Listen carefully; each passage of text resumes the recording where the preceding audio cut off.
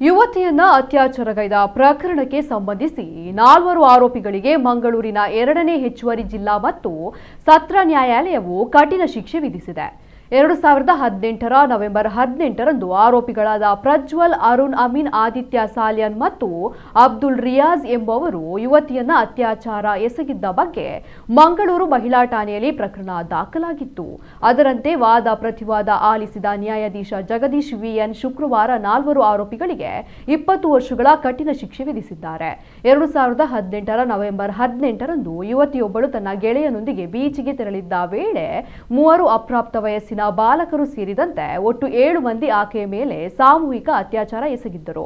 ಈ ಸಂಬಂಧ ಮಂಗಳೂರಿನ ಮಹಿಳಾ ಪೊಲೀಸ್ ಠಾಣೆಯಲ್ಲಿ ಪ್ರಕರಣ ದಾಖಲಾಗಿತ್ತು. ಪ್ರಕರಣದ ತನಿಖೆಯನ್ನ ಮಹಿಳಾ ಠಾಣೆಯ ಅಂದಿನ ಪೊಲೀಸ್ ನಿರೀಕ್ಷಕಿ ಕಲಾವತಿ ಕೆ ಹಾಗೂ ಅಂದಿನ ಎಸಿಪಿ ಮಂಜುನಾಥ ಶೆಟ್ಟಿ ಸಮಗ್ರವಾಗಿ ತಿಳಿಸಿದ್ದರು. ಬಳಿಕ ಅಂದಿನ ಎಸಿಪಿ ಶ್ರೀನಿವಾಸ ಗೌಡ ಆರ್ ನ್ಯಾಯಾಲಯಕ್ಕೆ ದೋಷಾರೋಪಣಾ ಪತ್ರ ಸಲ್ಲಿಸಿದ್ದರು. ಪ್ರಕರಣದ ವಿಚಾರಣೆ ನಡೆಸಿದ ನ್ಯಾಯಾಧೀಶ ಜಗದೀಶ್ ವಿಎನ್ ಆರೋಪಿತರ ವಿರುದ್ಧ ಆರೋಪಗಳು ಸಾಬೀತಾಗಿವೆ ಎಂದು ತೀರ್ಮಾನಿಸಿ 4 20 ವರ್ಷಗಳ ಕಠಿಣ ಕಾರಾಗೃಹ ಶಿಕ್ಷೆ ಹಾಗೂ ದಂಡ ವಿಧಿಸಿ ತೀರ್ಪು ಪ್ರಕಟಿಸಿದ್ದಾರೆ.